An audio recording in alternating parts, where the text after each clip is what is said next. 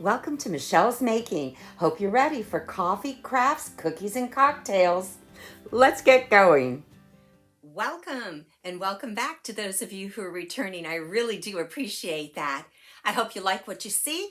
You'll subscribe, give the video a thumbs up, and share with your family and friends. Today is National Corn on the Cob Day, German Chocolate Cake Day, and Making Life Beautiful Day. Wow, shouldn't we do that every day? We're enjoying some funfetti creamer in the coffee this morning, and it's yummy-licious. We're going to get going on some crafts, maybe make some cookies today. I haven't decided. Let's think. Maybe some German chocolate cake cookies. I'm sure there's a recipe somewhere. Check that out. And finish things off with an adult beverage. Make it a great day and get going. Today we're going to do an etched window pane. For this craft, I began with an old window pane. I had this from, actually it was a gift my mother had given me many years ago, and it had a little box on it and a curtain that the curtain was just old and needed to come off and get changed out. And I had taken the box off some time ago because of where I had hung it previously. I began by measuring the individual window panes because my first plan was to do some printing on canvas and put them in the window panes. But I was having trouble with my printer and that just wasn't going to work. So I decided to try a different product that I've had for a while and never tried. Of course, I began by cleaning the window panes and scraping off some of the old pieces of paint that had gotten on them. Cleaning it up nicely, and then gave it some layered distressing with some Rust-Oleum chalk paint in the linen white and the antique wax paint as well. I went back and forth between the two colors until I got the layering of it that I liked, that just looked good to my eye.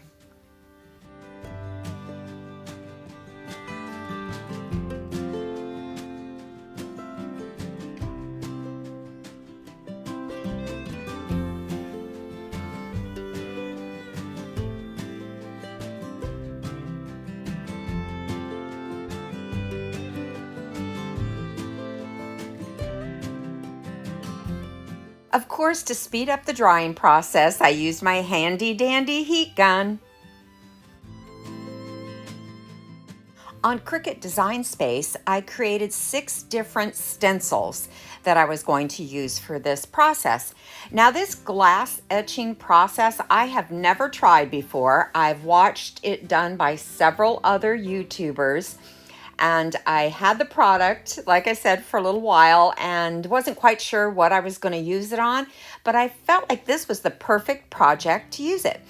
When I created my stencils, I went smaller than the individual panes, and now thinking about it, I wish I had done exactly the size of the panes, which is 7.5 inches. But I started out this way and used painter's tape to cover up the extra pane there so that the product wouldn't get on the area that I didn't want etched.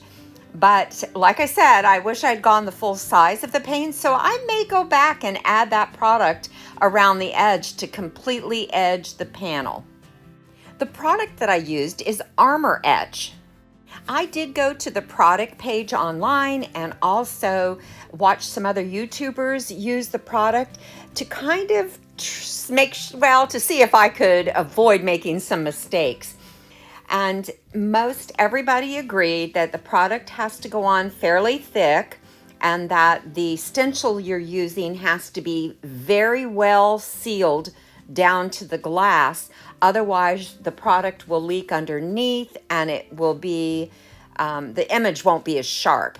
So I started out with the first pane that I did it really too thick, I believe, because as I went along with the different panes, I realized that it was better to start out a little bit thinner and then go back and apply over any areas that appeared like I might be missing a section or didn't get up completely next to the edge of the stencil. And also, somebody I watched explained that they got best results when they went back and forth over it multiple times in different directions. So you can see here at first with the first pane, I was kind of going on thick and not so much trying to paint in every direction. But as I went along, I realized that it was best to do that. So I did go back and forth in multiple directions. Now you see here the difference in the pane and the clearness. So it actually, at first I thought it didn't even work at all. And then I realized it did. It was coming in a lot of the glazed look over the glass compared to the other pane you see here. And then you see where it doesn't have the product on it. And I had already rinsed off that first pane, and you can still see some thickness or splotchiness in some of the leaves. But when I washed another time, that came off and it left a pretty decent image of the etching. You can see here with no product and no etching how clear it is. And then you can see there, you can barely see the scissors underneath the other one. So the process is you paint on the product and you leave it for 20 minutes and then you wash it off just using water to remove, and then you peel off your stencil. Now with the first one, like I said, I wasn't even quite sure that it was working because it didn't look to be very dark. I actually went over the first stencil a second time and it didn't cause any problems or damage. So it's safe to say you can put the product on twice, but it wasn't necessary because as I washed it off and I did the second pane, I realized it had etched very well with the one coat, and I did leave it 30 minutes. And that's what I did for all of the other window panes was 30 minutes. And that worked perfectly. And I did not do the other 5 quite as thick as I had done the first one, but they all turned out great in the end.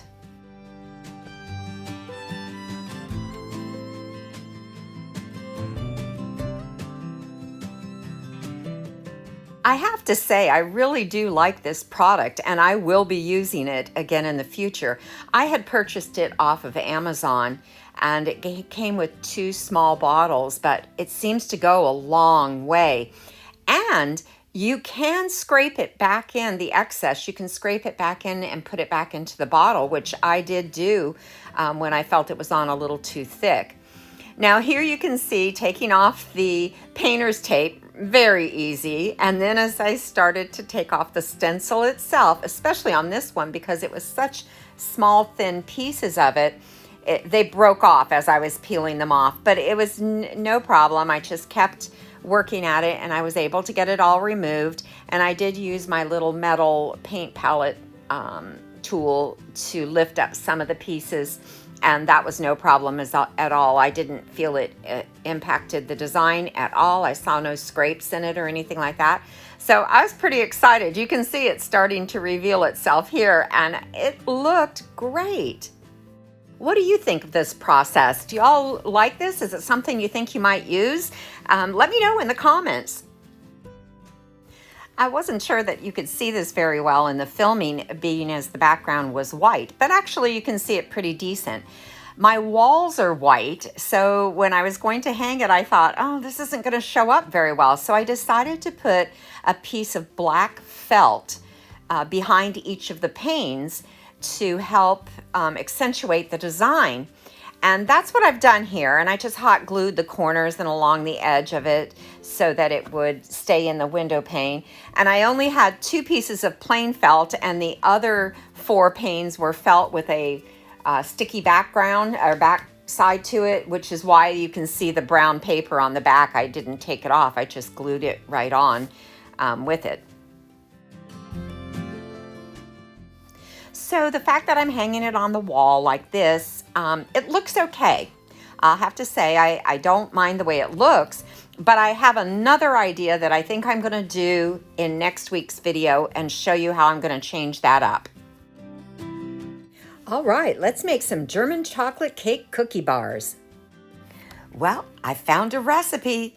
So we're going to enjoy these German chocolate cake cookies using granulated sugar, brown sugar, cocoa powder, eggs, butter, vanilla, salt, baking soda, all-purpose flour, semi-sweet chocolate chips, shredded coconut, and crushed pecans.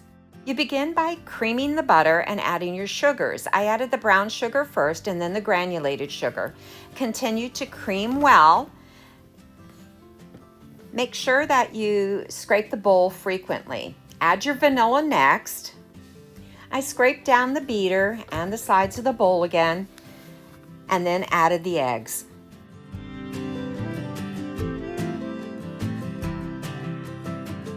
Continue to mix and make sure everything is well incorporated.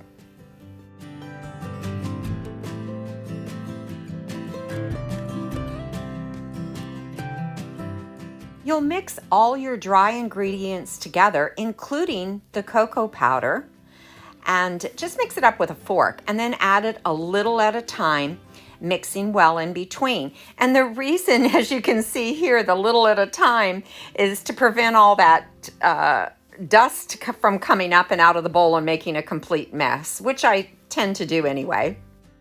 Just start your mixer on very low when you add your dry ingredients and then build up the speed.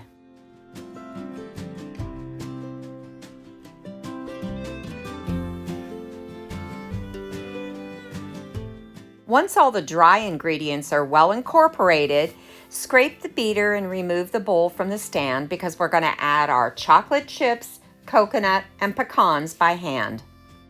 It's a cup of each of those ingredients. So for my chocolate chips, I only needed 2/3 of the bag. For the coconut, half of the bag, and for the pecans, the entire bag. Now the pecans came chopped, which were fairly big pieces, and I wanted it smaller. So before opening the bag, I just beat the bag with a heavy spoon, actually my ice cream scoop, and chopped them up a little bit finer than what they were. And then that way I was able to just pour the bag right into the bowl. This makes for an extremely thick batter, so the spatula wasn't working as well. I actually got out a very heavy, thick wooden spoon to complete the mixing and to spread the mixture into my prepared pan. You want to line your pan with parchment paper, and that makes it so much easier to take it out of the pan without things sticking to the bottom, falling apart, and that type of thing. Because when it was done baking, I just lifted or slid the parchment paper right out of the pan. So like I said, it's a very thick dough, but just work with it a little and spread it all evenly to the edges. I used a brownie size pan for this recipe, which was really perfect. They did turn out a little bit like brownies. Even my granddaughter told me that she felt like they were brownies, but it is a bar cookie. And as you can see here, it sets up and it does look a little like brownies coming out of the oven. But I let it cool, and once it had cooled, I began to cut it into squares. Now, I did cut all one direction and then realized I probably didn't let it cool long enough. So I let it cool some more before finishing the cuts. Of course, I had to sneak a taste here because a piece broke off. It's just made for tasting.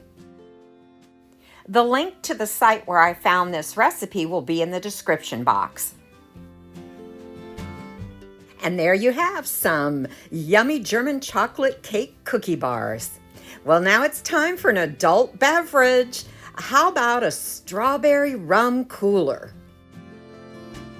For our strawberry rum cooler, we'll use ice in our shaker, triple sec, the Jose Cuervo Strawberry Light Margarita, ready to drink mix, and some rum. This recipe will be in the description box. You're going to add all the ingredients into the shaker over ice. Now you're going to shake, shake, shake until it's well chilled and pour it into a tall glass over ice. And there you have it. A strawberry rum cooler. Only thing left is to enjoy.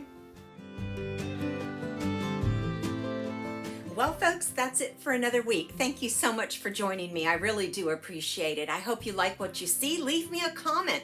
Tell me about the things that you like or something you'd like to see me do. I appreciate the suggestions. Let's make it a great week. Don't forget to take time to stop and smell the coffee. See you next Friday.